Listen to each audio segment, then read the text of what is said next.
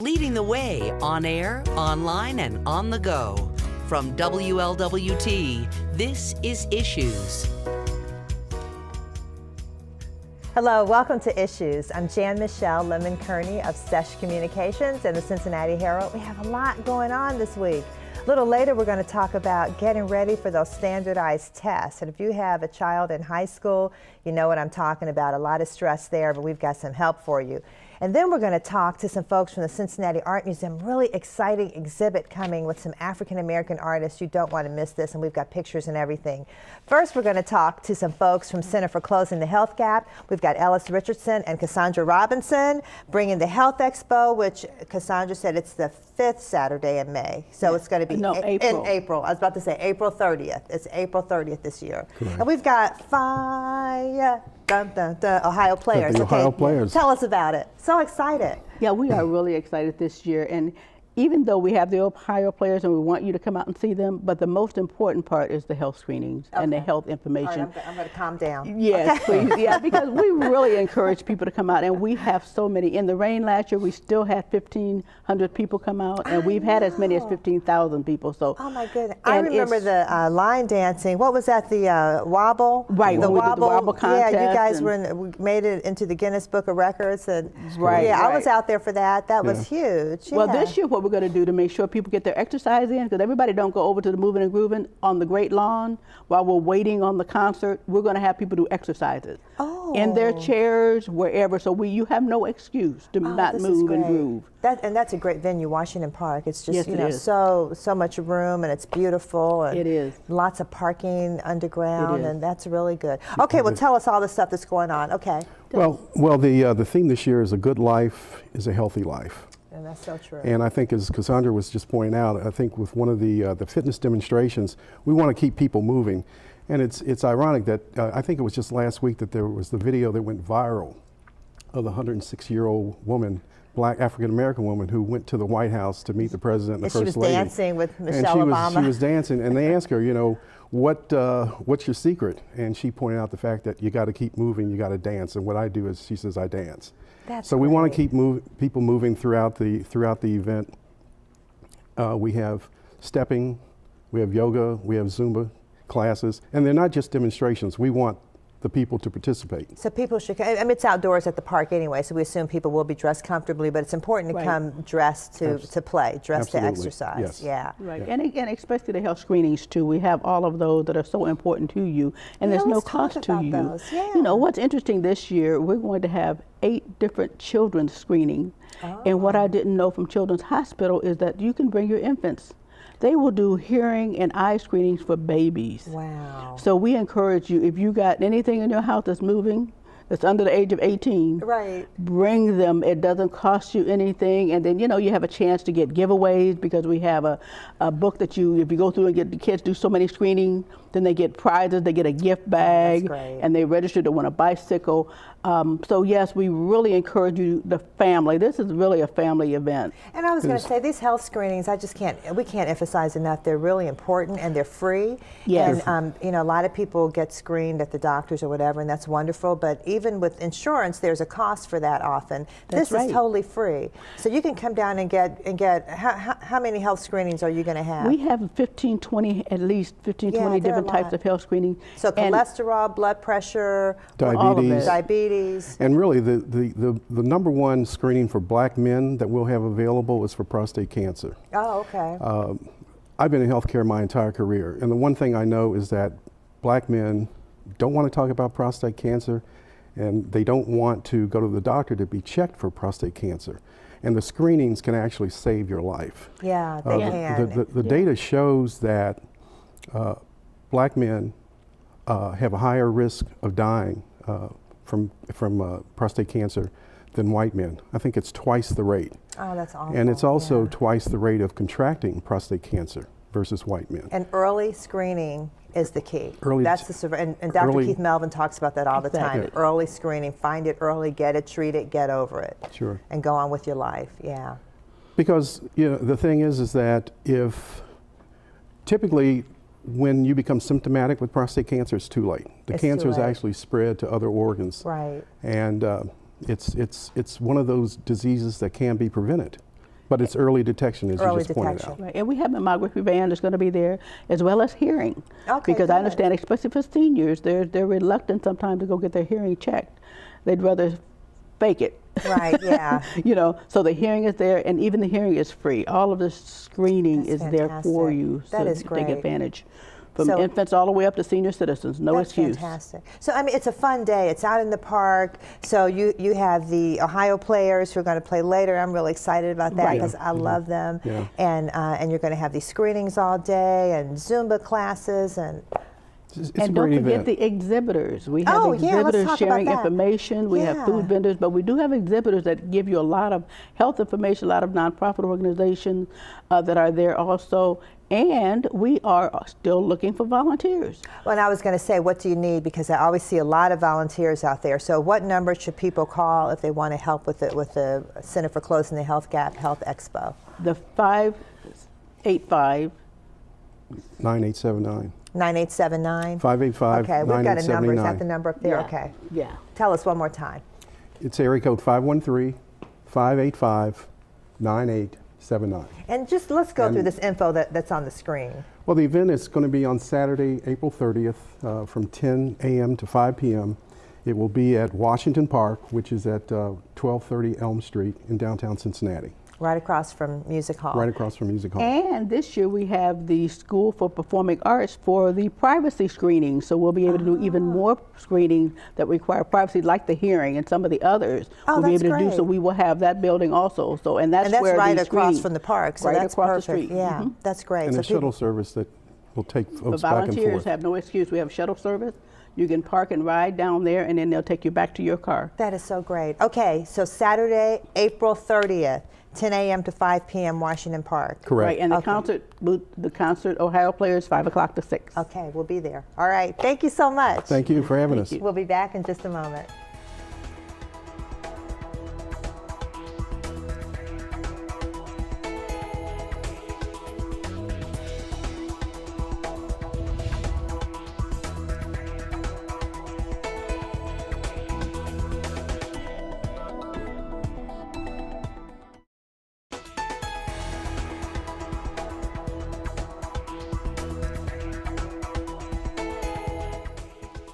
Welcome back. Okay, those of you who have high school students, you know the stress of taking these standardized tests. No need to be stressed. We have a success story here, Bria Hargrove from Princeton High School. She's a senior.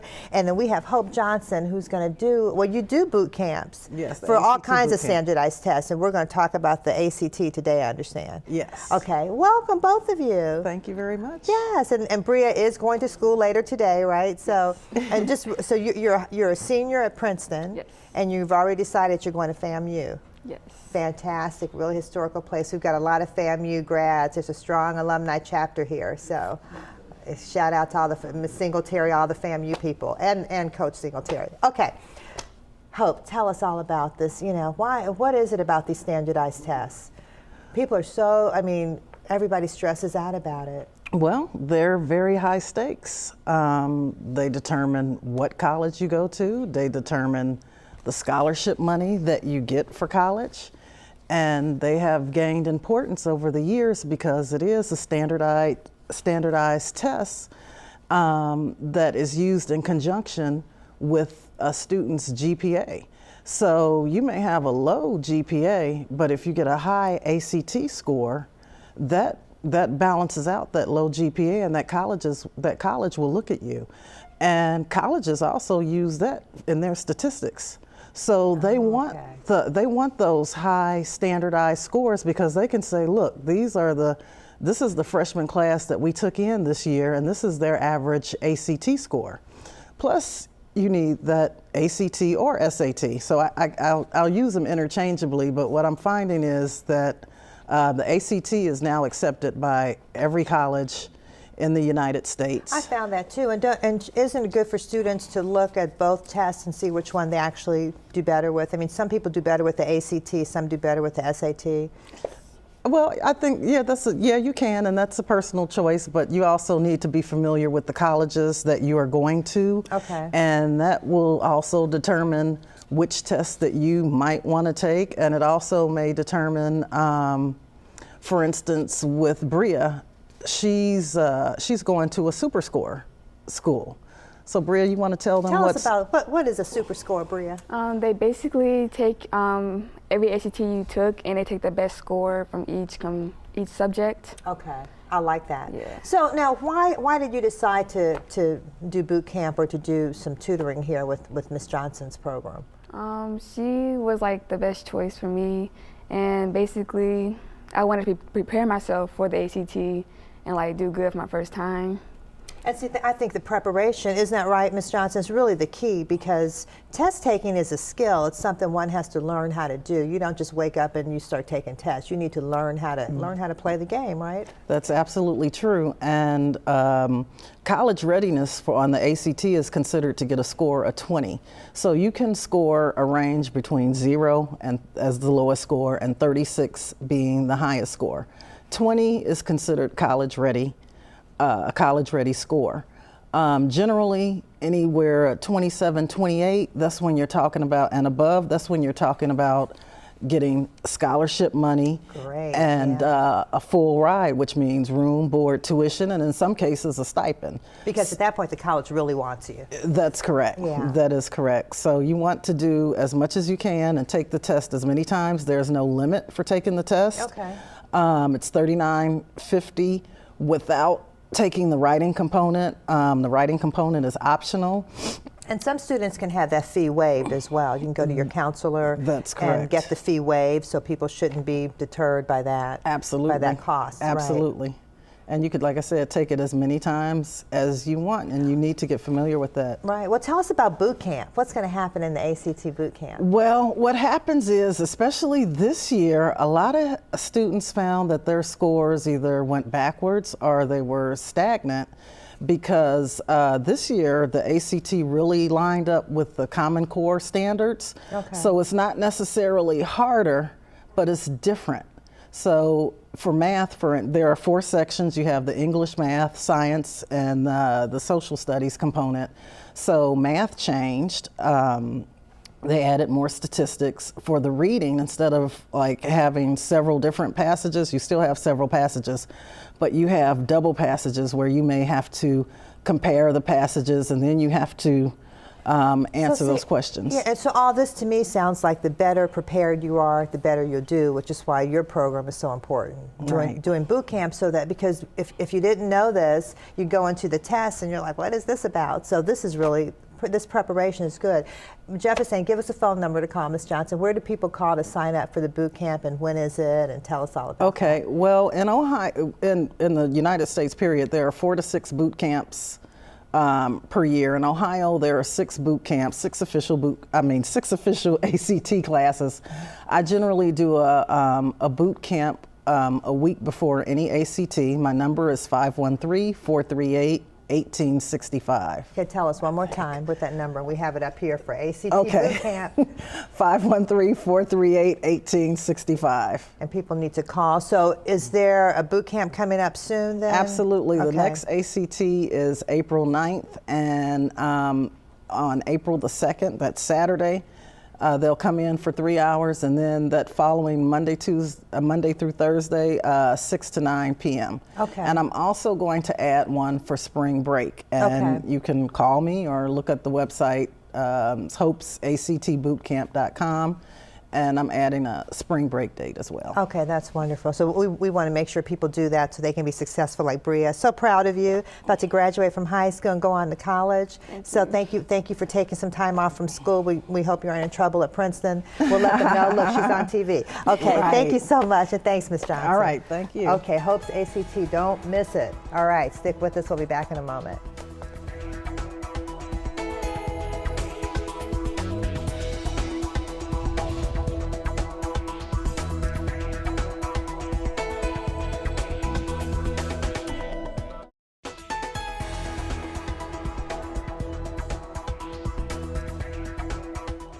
Really excited about this.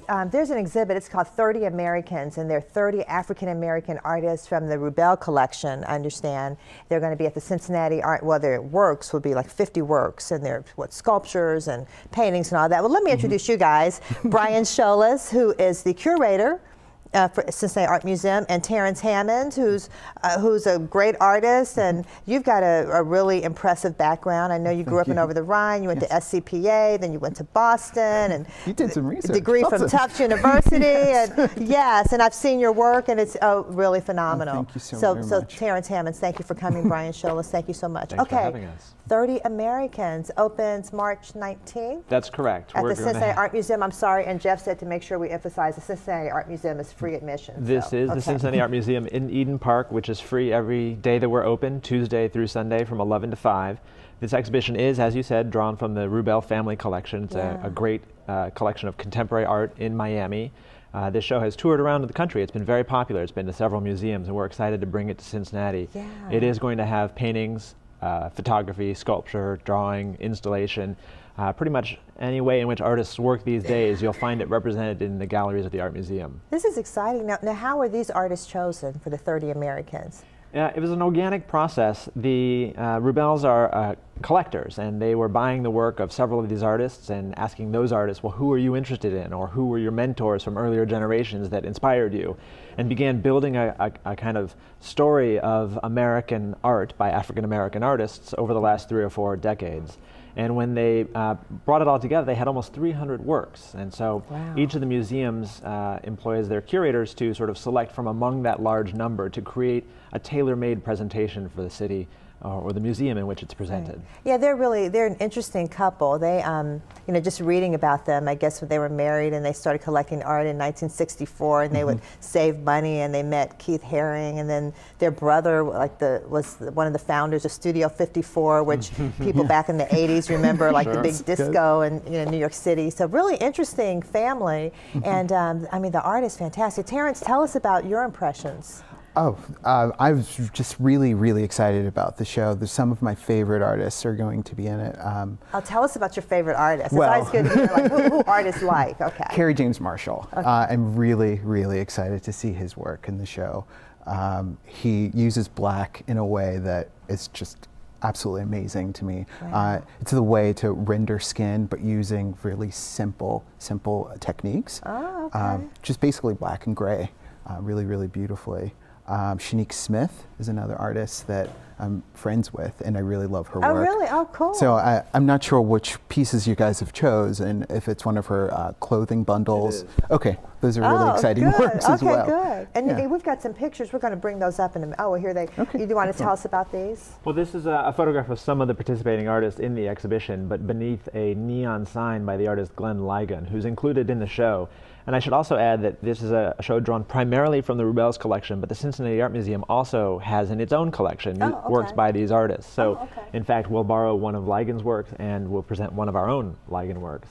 This is a painting, a detail of a painting by Iona Rosiel Brown, who became very interested in how in Japanese kabuki theater and other kinds of Asian cultures, and blended those with hip-hop aesthetics. Oh, that's and so interesting. These are American artists, but they have perspectives on the world. I love this photograph. This is one of the signature images from the exhibition by an artist named Rashid Johnson. He invented a whole cast of characters, a kind of fictional African-American intellectual crew, and made self-portraits and portraits that were of those people. So this is one of his invented characters, but in the style of a kind of Black Power Thurgood Marshall in a way. Oh, wow.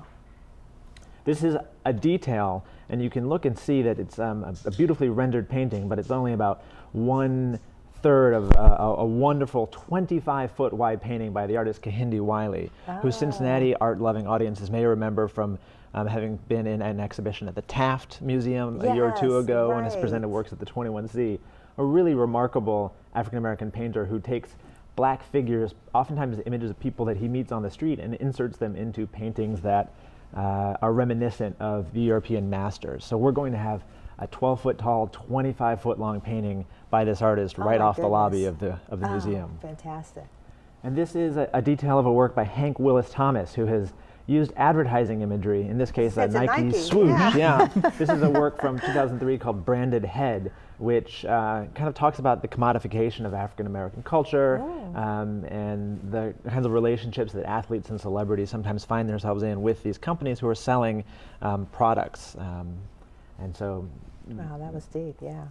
Yeah, and this is a work by Micheline Thomas, a detail of a work, who's a painter who uses self-portraits and portraits of friends and creates these ornate, wonderful scenes, oftentimes with rhinestones and glitter, and creates these really dramatic, large-scale paintings. Oh my goodness. And the themes, I was going to say, they're racial, political, gender, you know, feminist themes. I mean, there's kind of everything. All the things that are part of the national conversation about Right. race and the economy and social issues that are also part of the conversation here in Cincinnati with Right. the Two Cities Report and things that are happening here. You'll find those conversations reflected in the art on the walls of the Art Museum. Okay, and then you were telling me real quickly that every Sunday at 2 o'clock there's a conversation. We're going to have kind of a 30 for 30 type program.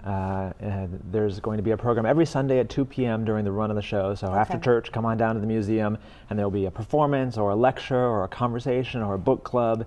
It's an Right. exciting way to engage with the artists. Okay, so we've got to go, but it opens March 19th and runs goes through August 28th. August 28th, and totally free, and people should not miss this. We welcome Absolutely. everyone. So Brian, thank you. Terrence, thank you Thank so you much. so We'll be much. looking for your exhibit. You have to keep us updated. I certainly will. All Thank right, you. stick with us. We'll be back in a moment with some community events.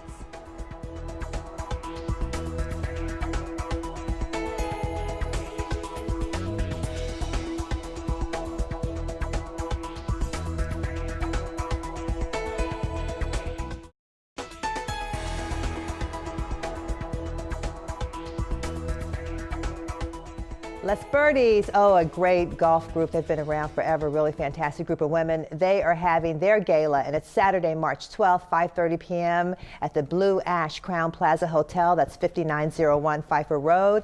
Wear after 5 attire. The cost is only $45. For more information, call 513-661-5507 or 513-825-7938. The Will Rogers Follies. Oh, this is going to be great. It's March 4th, 5th, 6th, 11th, 12th, 13th, 17th, 18th, and 19th at the Loveland Stage Company Theater, 111 2nd Street. Tickets are only $18. For more information, call 513-443-4LSC, which is 4572. And the Hope Bridal Show, you want to make sure you get there. It's going to be a lot of fun. Sunday, March 13th, 2 o'clock to 6 p.m. at the Doubletree Hotel, 6300 Kemper Road, free admission. You can even get married at the show. For more details, call 513-550-9074. Lots going on, so we don't want you to miss those great events. I hope I see you at Strength of a Woman this coming weekend, March 12th. We want you to have a great week. Stay safe and stay positive.